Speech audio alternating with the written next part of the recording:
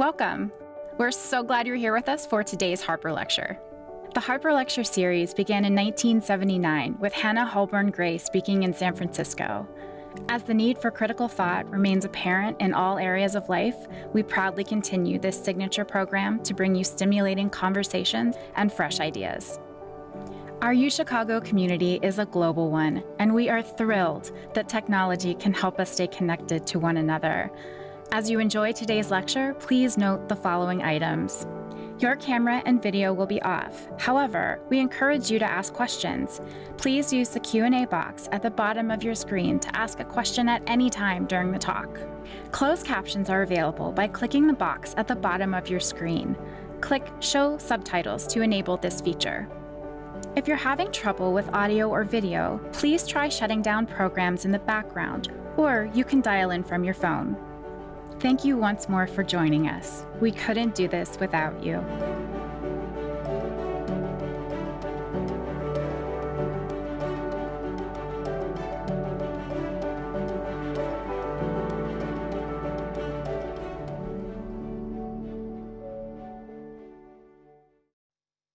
Hello, everyone. Welcome to the very first Harper Lecture of the fall season, Alleviating Global Poverty, Development Innovation, and the Experimental Method with Professor Michael Kremer.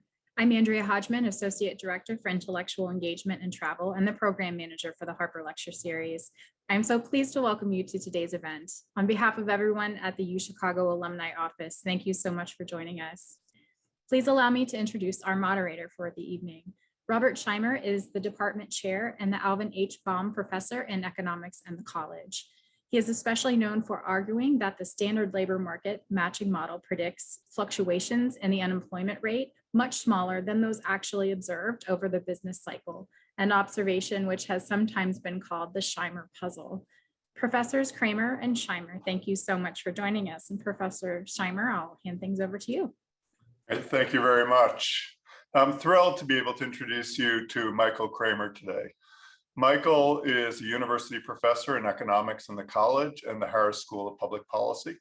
He's also the director of the Development Innovation Lab and a co-recipient of the 2019 Nobel Prize in Economic Sciences for his pioneering research using randomized controlled trials to explore the root causes of poverty in developing countries. Although a cursory look at his CV might suggest otherwise, Michael is a Chicago economist through and through. Michael was a visiting assistant professor in economics at the University of Chicago in 1993 before returning to MIT, where I was a PhD student at that time. My dissertation in part explored theories of sorting in the labor market, the tendency of high productivity workers to work with other high productivity workers. Since that was something Michael had previously researched, I sought out his counsel and naturally learned much from him at the time. Michael moved on to Harvard in 1999, but a brief 21 years later, he provided great new evidence for sorting in the labor market by returning to his natural home at the University of Chicago. Michael is a quintessential Chicago economist because his research is broad, it's grounded in economic theory, and it's disciplined always by empirical evidence. Michael's research is not only brilliant, but it's practical at the most basic level in saving lives.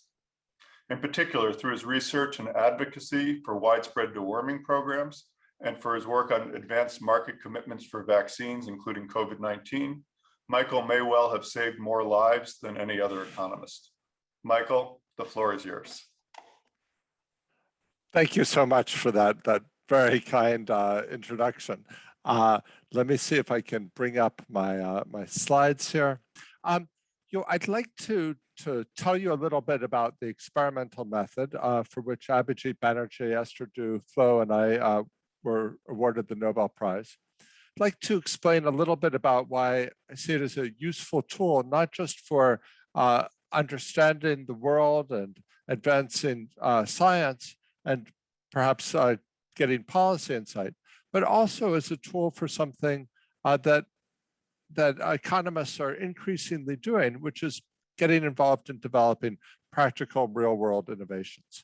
And I'll give some examples from my own work, and then trying to move beyond examples, I'll present some evidence from a part-time role in addition to my role as a researcher, I've done some work with U.S. Agency for International Development as a practitioner and funder, and I'll present some evidence from that investing in innovation using the experimental method can be a good investment.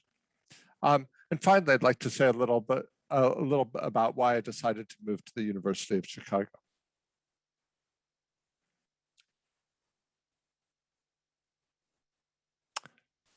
So the experimental method is widely used in many other fields. So for example, in medicine, randomized trials are used to test new drugs and vaccines. In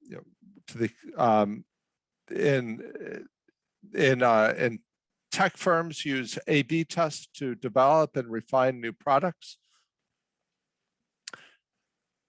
In the same approach or similar approaches can be adapted to be used in development economics. And let me say a little bit about how that can take place or how that took place. So new technologies or new policy approaches or new business models are often piloted before they're taken to scale. And if those pilots are carefully designed so that the areas where something's initially piloted are similar to those where it hasn't yet been tried, then by comparing the areas where the pilot's taken place to other areas can help understand the impact of the technology or the policy approach or the business model and distinguish that from confounding factors.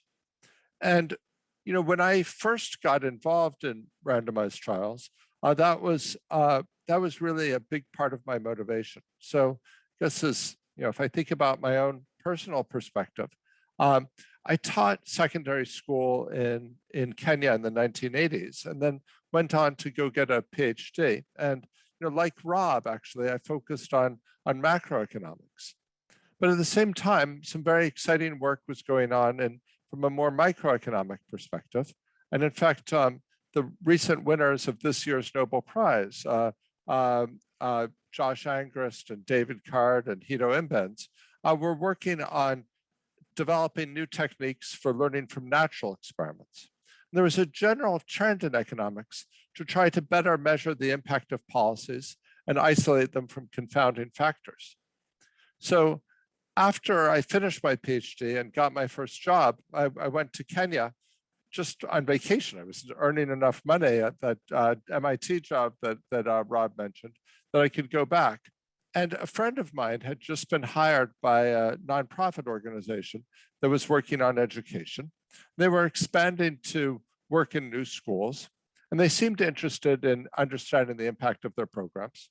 So I suggested that if they were systematic about deciding which schools to initially pilot in, they could measure the impact of their programs. And I got involved in testing a number of different education initiatives. Starting with provision of textbooks, something as simple as that, or later looked at cash grants to schools or teacher incentives.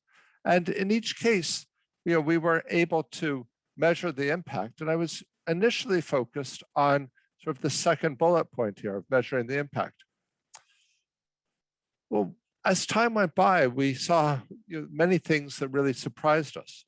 And I think I learned more about why the experimental approach could have a big impact. And partly it was that we could carefully measure the impact of each of these approaches.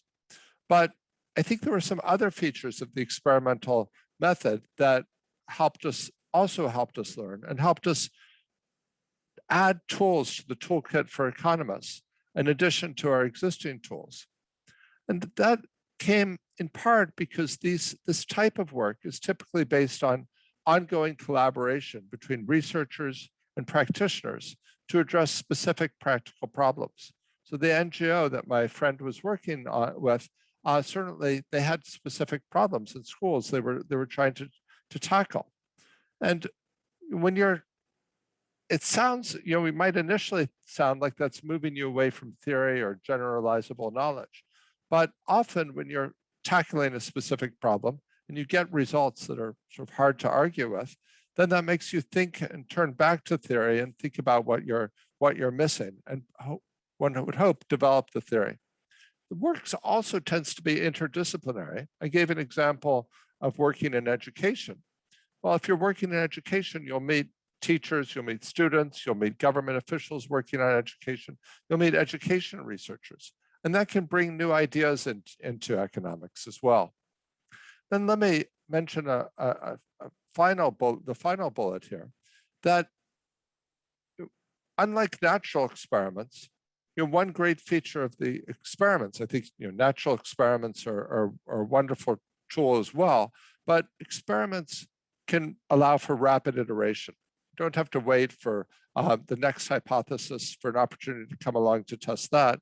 There can be an experiment on that if the partners are interested in developing their innovation, and that can lead to continuous improvement. And I think all of these features, putting the researcher close to the ground, involvement with practitioners, involvement with other fields, and the opportunity for iteration, both within what one researcher is doing, but also across researchers, makes the experimental method a very useful tool, not just for scientific understanding and for policy evaluation, but also for innovation. So let me give you a couple of examples of this. Rob mentioned worms.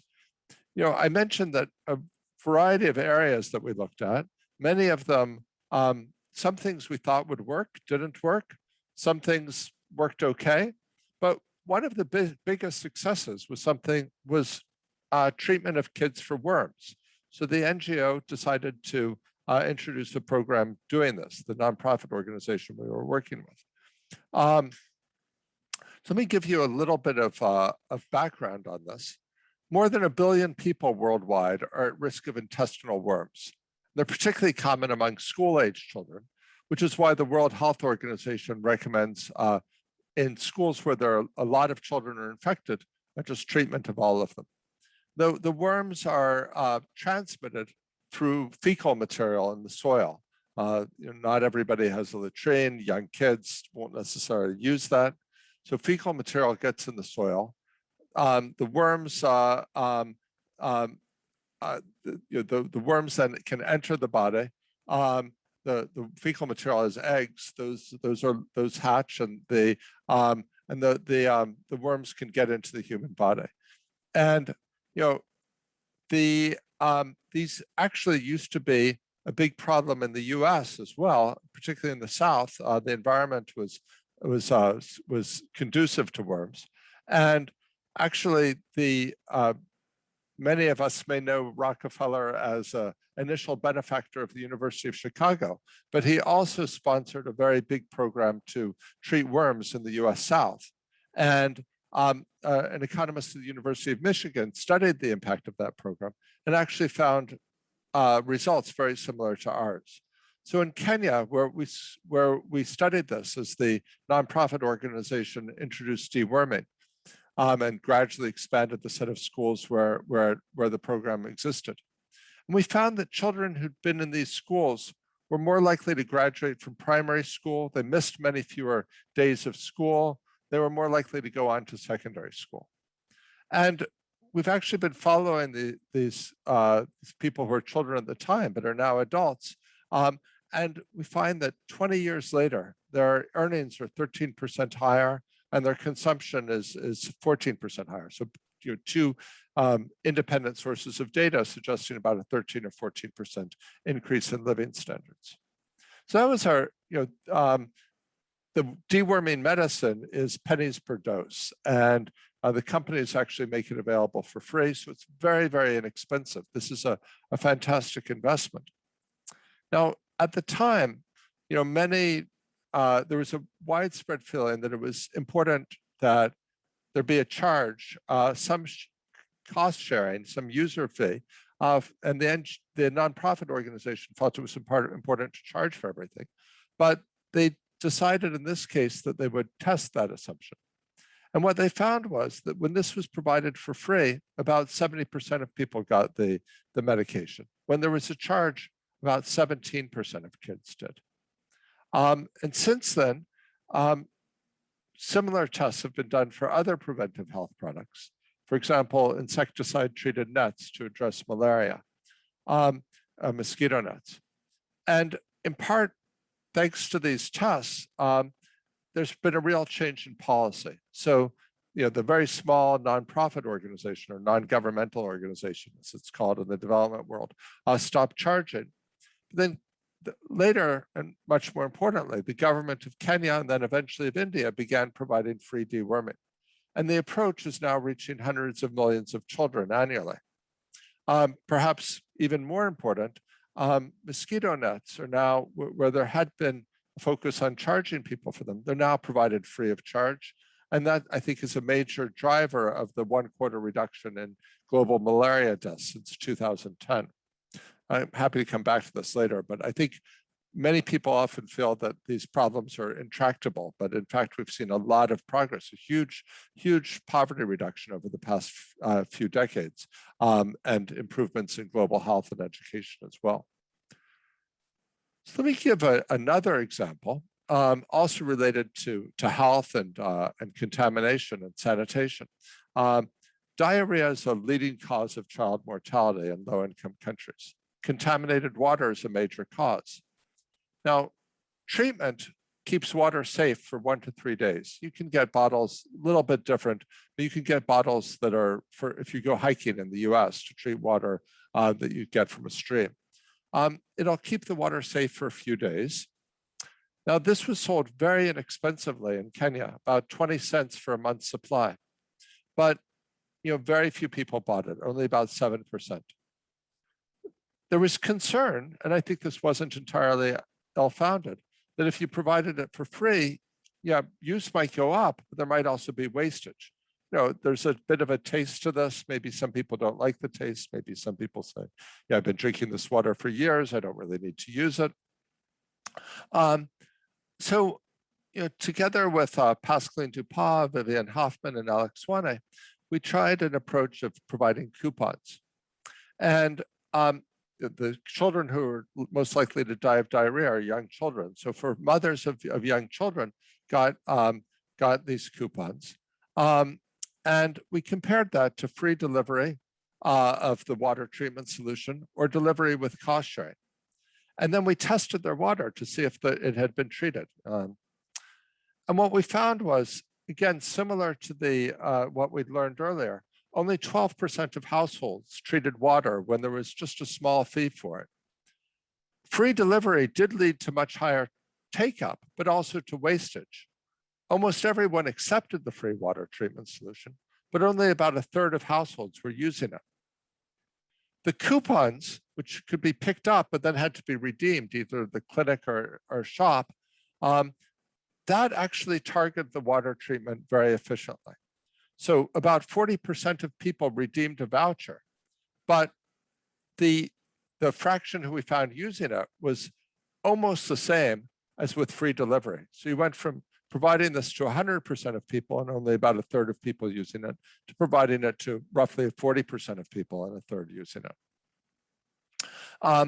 There's since then, that was a very small study. There's further evidence from Malawi on this approach.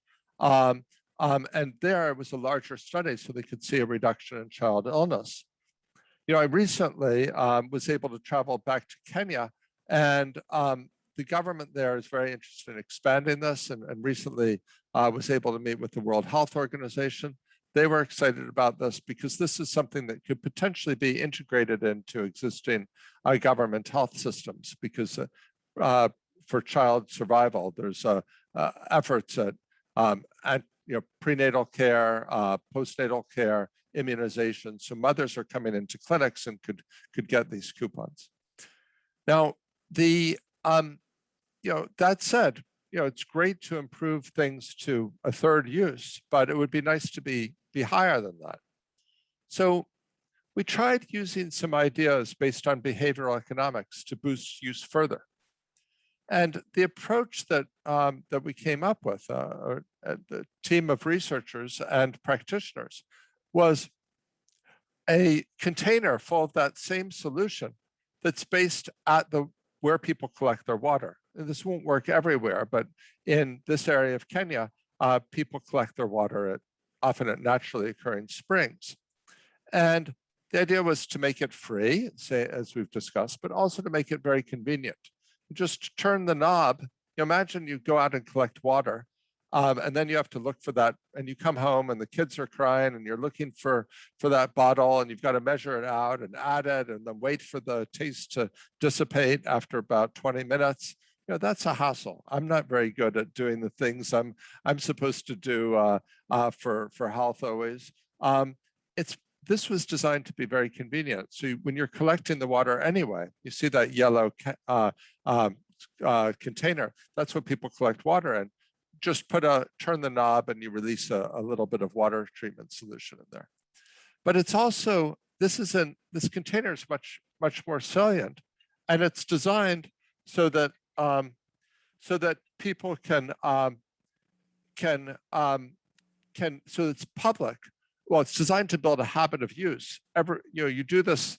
What health habits do you do? Well, most people brush their teeth. That's in part because it's very natural. There's a particular time each day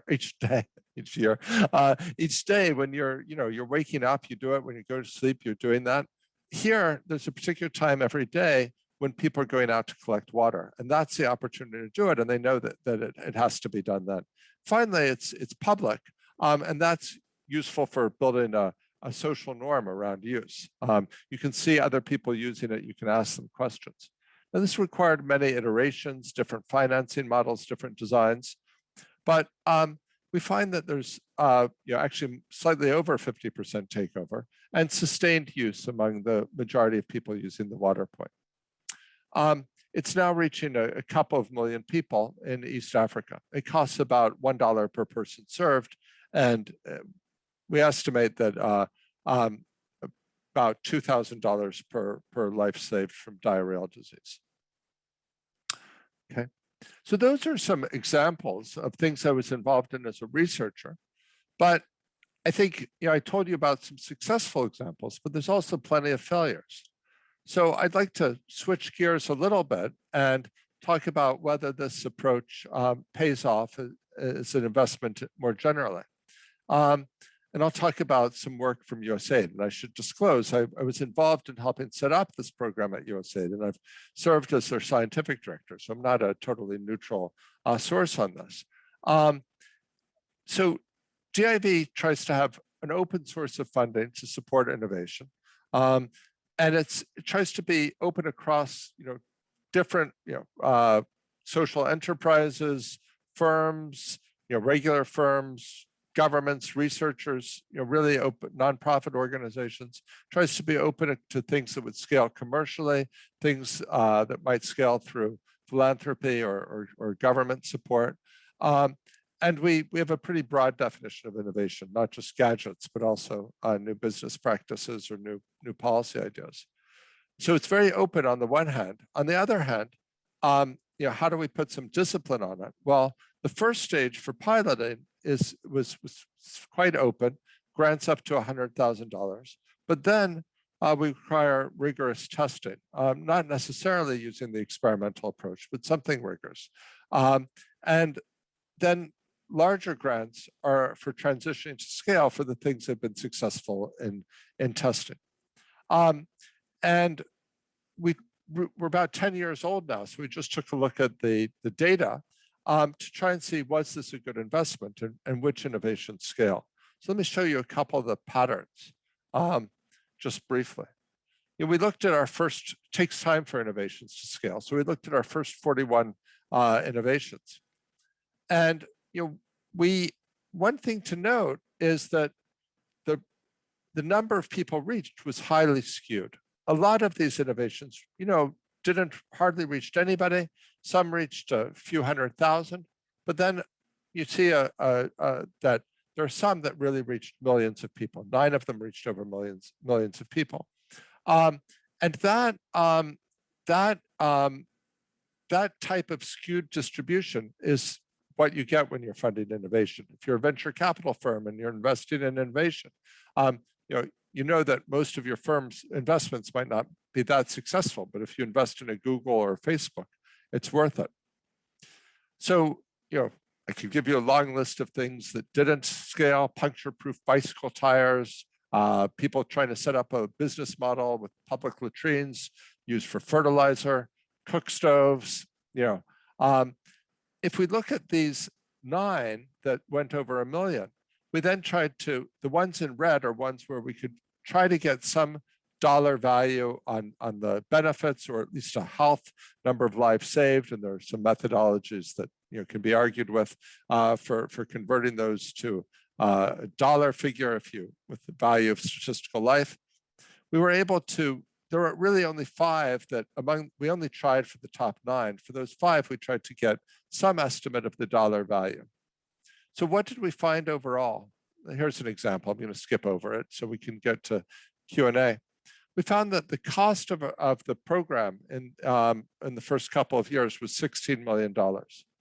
When we look at just the subset of 5 of the innovations, we found a benefit of $281 million. There are a bunch of other things where we just don't have the data to do this. But just looking at those, you see a 17-to-1 benefit cost ratio. So I think this suggests that this type of approach could be very effective. Now, we supported some things that were, not everything involved was using the experimental method. We tried to find what predicted scaling. One factor was just, it has to be very cheap. If you're trying to sell something to the base of the pyramid, it has to be cheap. Another finding was that a lot of social entrepreneurs are thinking about selling direct to consumers. But what we found was there were some successes like that, but a much higher rate of success when people were trying to piggyback off an existing distribution network. For example, selling to an existing large business or to a government. And then one thing, I think there's an image of academics as very theoretical, as slowing things down, et cetera. If you think back where areas where the experimental approach is common, areas like medical research or computer science, there researchers are increasingly involved, not just in academic research, but in innovation, and things are developed into products. And what we found was that things that involved a randomized controlled trial or involvement of development economics research, things were actually much more likely to scale. Look, there are lots of limitations to this evidence. If I were an academic seminar, I'd go, discuss some of them. Happy to discuss them in Q&A. But I think this suggests that research can be a useful research, in particular the experimental method, can be a useful tool for developing innovations. And in fact, I think this tool could be, I work in development economics. This is a US government, I'm from the US, this is a US government program. But France just set up a new fund chaired by Esther Duflo, which is doing something similar. But I think this approach could also be used in many other sectors, such as addressing environmental problems. I wanted to conclude by saying something about why I came to Chicago. There's a long history of development economics here, and of economics more broadly, obviously, with development economics being part of that. Ted Schultz, who won the Nobel Prize in 1979, was here at Chicago. And there was a period when things maybe went into abeyance a bit, but for the past several years, the development economics research at Chicago has been flourishing, with people like Leo Burstein or Michael Greenstone here in the economics department, Chang Tai-Sheh, Marianne Bertrand, Raghu Rajan at Booth. Harris has made a number of wonderful hires, Jim Robinson, Chris Blattman, and Drilla Dubé. So it's an intellectually exciting place. It's intellectually exciting, not just in development economics, but interacting with colleagues in economics around the university. But I would also say that one exciting thing about Chicago for me was really the commitment to this approach of working with practitioners to try and do very rigorous research that is advancing science, but that is also addressing practical problems. And we've seen that in many of you may be familiar with the crime lab at the University of Chicago. Saw incredible commitment from the leadership of the university to try to do that, to address some problems of global poverty, global health. And university established a development innovation lab, which I'm leading, that's working with partners to use the tools of economics to develop and then to empirically test innovations that may be of practical use in low and middle income countries. And I hope this gives you a sense of the flavor of the types of work that we'll be doing in the lab. With that, I'd like to conclude and turn things back over to Rob for Q&A. Great, Michael, thank you so much. It's always fascinating to hear what you're working on. Every time you talk opens up more questions. So we've been getting a lot of questions in. I encourage people to use the Q&A, and I will try to monitor them as they come in. So I want to try to distill some of the questions that I received, and I guess ask my own questions of you as well. So I think one question which I got from a couple of different people, and let's see if I can get the names associated with this. I think Ann Eppinger and Ajoy Bacher were asking questions related to how education fits in with all this. You know, it's clear parents everywhere in the world care about their kids. They want good outcomes for their kids, but how much do we need? When you introduce products like this, is it important to teach people about how to use them, about cleanliness, hygiene, what causes diarrhea, what causes worms, etc., and how much is it just putting the products in place? And are there other types of education beyond the sort of narrow, this is what you need to do to prevent this disease to improve long-run outcomes? Yeah, well, let me start with the broader type of education. Just going to primary school, going to secondary school, and maybe going on for post-secondary education. I spent time as a teacher in Kenya, and that's how I got involved in this field. And there's just been tremendous growth in Kenya, but in really around the world, in the number of kids who are in school. And if you look a few generations ago, there were very few people had gone even to primary school. And now, primary school is almost universal in Kenya and many other countries. And that I think that has implications for the narrower question as well, because most people in Kenya at this point are familiar with the germ theory of disease. They're aware that unsafe water can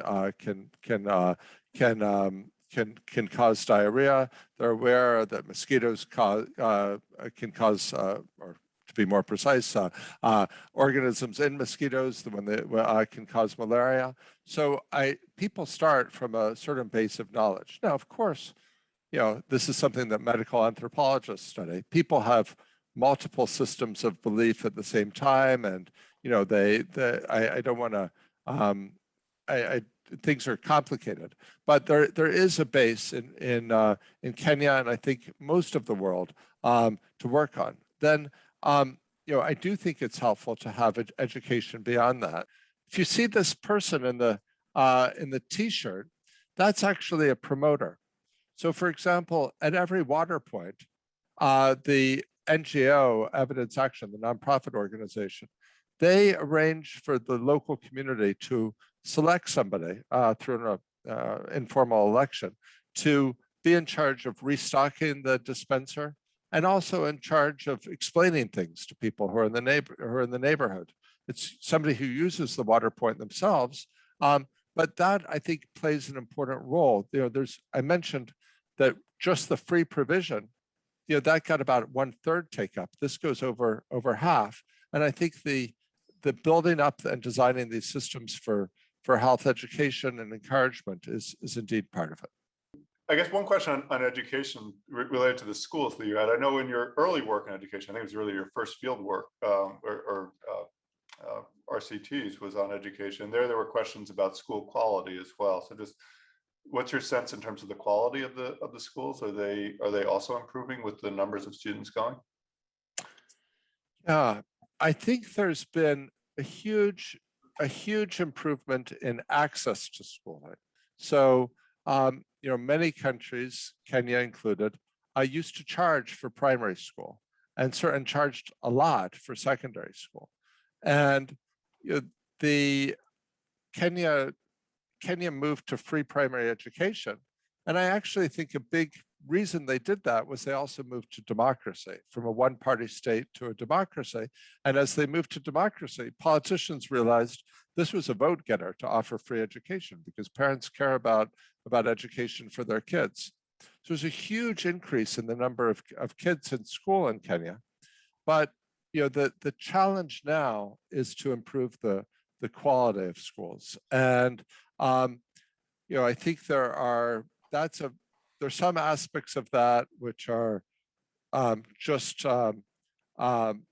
I'll tell a little bit of a story of that. When I said that some of the results were mixed, and sometimes this led to broader insights, one of the first things we looked at was provision of textbooks. So at the time I taught in Kenya, this was quite a while ago, and Kenya's national income has grown considerably since then. But in these rural schools, there were one textbook for every 17 children. So one of the things that the nonprofit organization tried was providing textbooks. And I thought this was very interesting from an academic point of view, because education researchers had a debate going on, and US-based education researchers were there primarily. Would spending more money help, or is it really a matter of trying to improve incentives for teachers? But even people who are quite skeptical of spending money, they're often skeptical of spending money to hire more teachers or pay teachers more. But they thought, based on some correlational evidence, that providing, in a really poor school without textbooks, providing textbooks would help. And that seemed common sense. And so I was pretty optimistic that when we got back the results from, again, this was something, some schools were initially phased into the program to get textbooks, and then we could compare that to schools that hadn't yet got it. I thought that we would see that the test scores would rise. But when we looked at the test scores, we didn't see as much as in fact, we couldn't, it was a very small sample, but we couldn't reject the hypothesis that there was no change in average scores. Those are noisy, so we weren't, I wouldn't say that was definitive, but it was not an encouraging result. I thought back to my time as a teacher. But we also couldn't escape that result. We couldn't, because with one of the advantages of this, advantages of the experimental approach is, it's very hard to get around results that are staring you in the face. It's not so much scope to argue about, well, we can use a different statistical method and maybe we'll get different results. So thinking about it for a while, and this was based on spending time in the field with the study, but also thinking about my experience as a teacher. Kids are absent a lot. Teachers are absent a lot. And school is taught in kids' third language. I mentioned worms as one reason for absence of kids. HIV was a big problem then. There's malaria. There's just needs, the family might need the kid to help out at home. So it's easy to fall behind. And imagine you're learning in your third language. School's taught in English. That's most kids' third language. If you fall behind, it may be very difficult to catch up. And what we tried to get an initial test of that hypothesis by looking at the kids who scored well on the pretest. And we found among those kids, the ones that were in the schools that got the textbooks started to do better compared to their counterparts who also did well on the pretest without that. So that was at least an initial clue that something broader was going on, and that the education system was not targeted to the typical kid, but perhaps due to historical influence and to political factors, it's really targeted to the top performers in the school, and that other kids could get left behind very easily. And Esther and Abhijit and others were doing research in India, found very similar things that eventually led to the development of new approaches. And turns out a little bit of remedial education for kids who fall behind can help them catch up and benefit from the curriculum. So that's an example of how I think I don't want to claim expenditure incentives are unimportant, but in a way we were focusing on, we were missing a very important issue, which is obvious when you think about it, when you think from a pedagogical perspective, even when you think from a political perspective, which is who was the curriculum being targeted to? And it turned out that was actually very important. And we then started to model that. So a bit of a long-winded answer, but that's improving. I think we can improve quality, but I think it's hard work, and it takes a lot of careful thought, and then a lot of political effort by political leaders and by schools. And happy to talk more about education if people. I would expect also in development, you can't instantaneously create as many teachers as you need from the to when you scale up the size of the schools. You can build schools probably faster than you can build skilled teachers. Yeah, there's very interesting work from Pakistan showing, private schools tend to be established where a generation previously, women had started to go to secondary school. They go to secondary school, then they start opening up small private schools. So yes, this is something that takes time. But again, now I think that it is possible to find teachers in all but the very remotest places in the poorest countries. But figuring out how to have systems to work with those teachers who might not have had very good education themselves, is a real challenge. Yeah, it's more than just bodies, I guess. Getting the skill. Yeah. Exactly, and how do you design the system to work with the skills that you have? So there's just changing gears a little bit. There's a number of different questions on different aspects related to funding. USAID has a funding model, which is probably different than the most funding models related to development. But I wonder if you could talk a little bit about how one raises $18 million. What's involved with cooperation from local governments, or is it possible to do things on a scale appropriate to the type of research budget that most researchers have access to? Sure. Well, let me start out by saying that the big decisions here are made. Well, I think that the route to scale that we were thinking about in this USAID program, we're thinking about two main routes to scale. One is some things might scale commercially. There may be some innovations that just the private sector can make that a going business. The second route to scale is ultimately if developing country governments decide to adopt this as part of their budgets. And with the growth that we've seen in incomes in many developing countries, more and more countries are moving out of the low income status into what's called the lower middle income status. That's true in both Kenya and India, for example. So if I think about the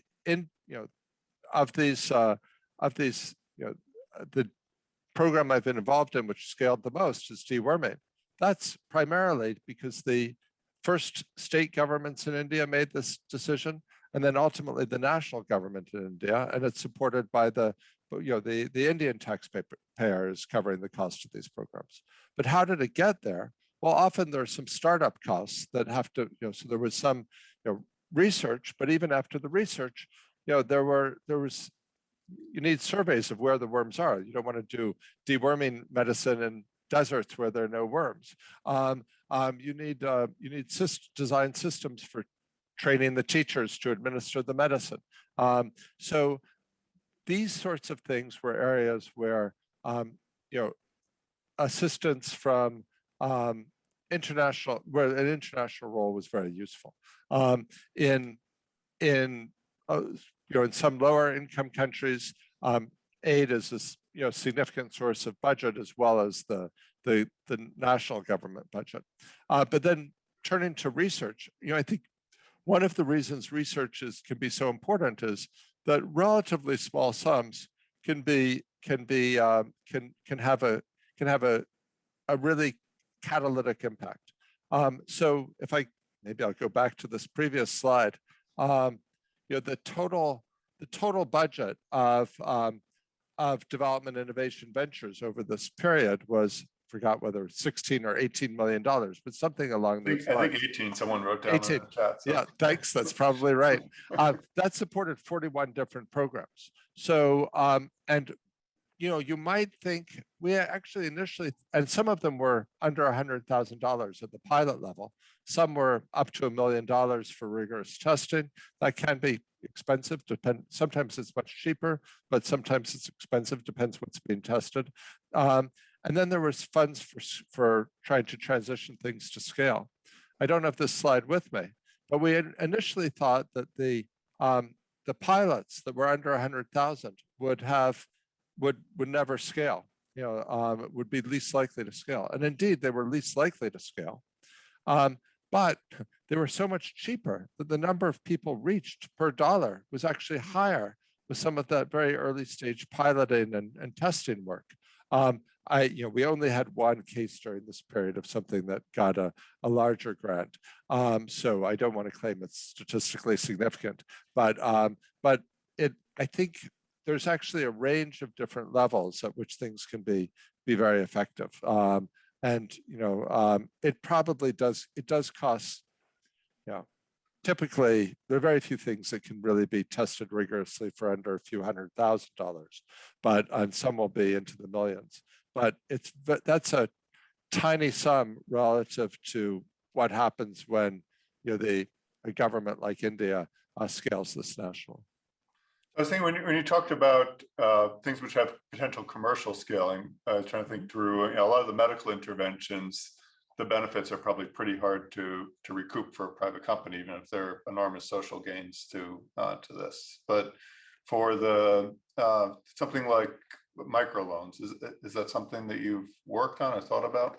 Yeah, I have. That's a very interesting example. So there's been a big movement over past few decades for microfinance. These are very small loans made to very poor people, and it was pioneered by Muhammad Yunus in Bangladesh, who set up a bank called Grameen Bank, and he found that they developed a model that was very successful in getting repayment. They get 90% plus, often 97% plus repayment.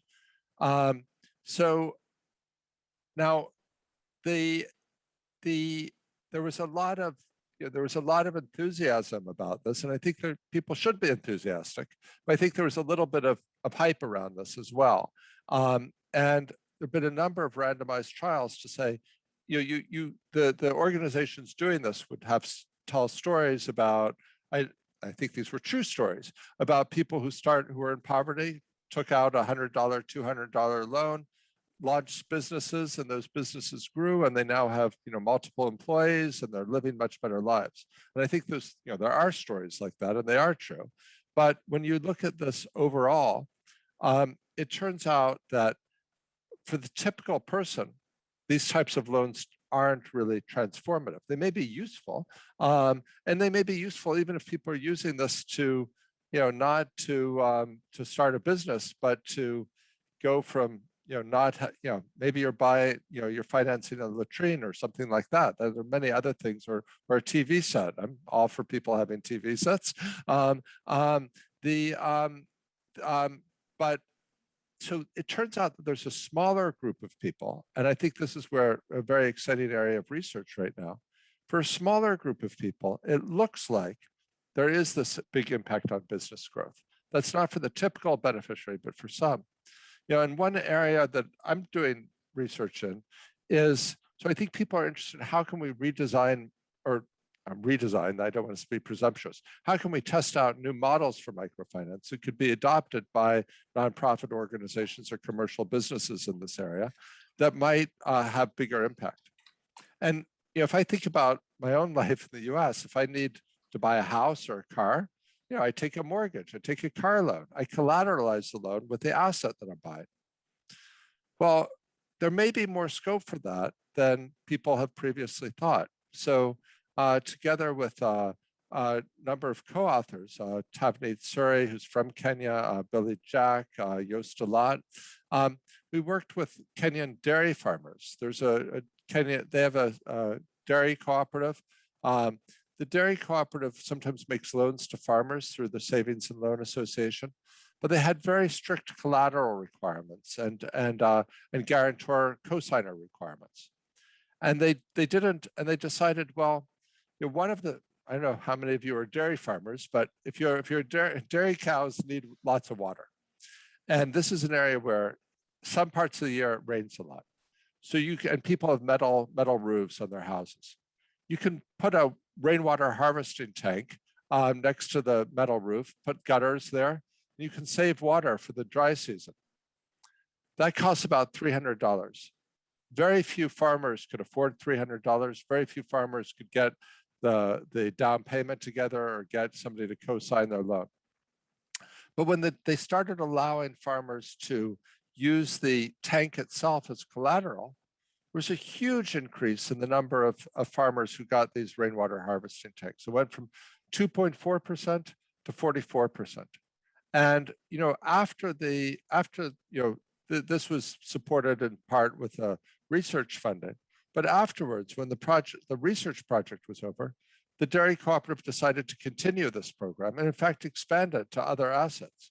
And I'm hoping that this is something that could be expanded further and that we can do further testing on. And I think this asset collateralized loan approach may be something that also has potential to scale commercially quite widely, after being de-risked a bit by some further research and having, for example, if we can do some big data analysis to try to see what are the predictors of who's going to repay their loan and who's going to default and need a tank repossession, that sort of information may make this a viable business strategy. So is the limitation on that, on figuring out how to make it profitable, or what was it that kept it, a entrepreneurial banker from doing this kind of research, looking for profit opportunities, as all Chicago economists know they should do, and meant that you had to do it? I think there are a number of factors. Well, first, let me give you the Chicago answer. Look, government regulation had something to do with this. The government in Kenya these are, regulated, these savings and loan, this was a savings and loan institution. And there was regulation on what types of loans they could make and regulations on their interest rates. And there was a cap on interest rates that was very low. Well, if you have a cap on interest rates that's very close to your borrowing costs, they were looking for ultra safe investments. And they wanted guarantors, et cetera. But I also think that even besides that, imagine you're in charge of one of these savings and loan associations. If you try this and it fails, your savings and loan association might go under. You'll certainly lose your job. It may take a while to get it right. That's one of the. If I think about that dispenser, we didn't get it right the first time, and there was a pilot and of this approach, and we learned some basic things that improved it. Well, if there's a period of losses while you're experimenting with things, or if maybe we got lucky and this could have failed and it wasn't a good bet, before this research was there. So you may need some initial funding to do some experimentation, to work out some of the kinks, and after that it may scale. If I think that's the sort of story to put on my Chicago economist hat. That sort of story is one that anybody can tell. Just give us a little bit more funding and soon we'll have a commercially viable product. That's why when we set up the design of this program, we really take stage 2 very seriously. It's not people will automatically get larger funds to transition to scale. I think the key to this program is having really pretty strict rules that larger funding doesn't come until you've really demonstrated success. Do you have a sense on the fraction of projects which pass stage 2? Oh, it's fairly modest. So one thing to note is a number of things just go straight from stage 1 to being scaled up. So let me give you an example. This is also partly scaled commercially. These road safety stickers. Again, this is another Kenyan example, not that everything's from Kenya, but this was just, there are minibuses in Kenya. Those of you who've been in developing countries might be familiar with them. They drive like crazy, lots of accidents. The idea here was you put a sticker inside that tells the passengers to feel free to speak up if it's driving too fast. If the driver's driving too fast. That they worked with the insurance company, the largest insurance company in Kenya, and they saw a dramatic reduction in accidents. And following that, they may have eventually got some further funding, but I think even with their initial funding, they were able to, which wasn't very large. The insurance company and the government of Kenya both decided that they were going to try to scale this up, and now it's reaching millions of people. So not everything gets stage 3 funding, but that doesn't mean it didn't scale. We're almost out of time, and can I say one question? I think is a theme behind a lot of the questions that I've gotten, and I apologize to all the people whose questions I didn't have a chance to pass along to you. But one common theme is, are there limitations to what can be done, or important areas where you're thinking on closing the enormous gap in income between the poorest and richest countries? There's limitations to what can be done in the experimental method, or will this solve all of our problems? Oh, yeah, let me be clear. I don't think, this is not, I think the most important thing that can be done is the governments of these countries adopting better overall economic policies. And some of the huge reductions in the fraction of the world's population that's poor comes from going from the biggest reduction comes from China moving from Maoism to the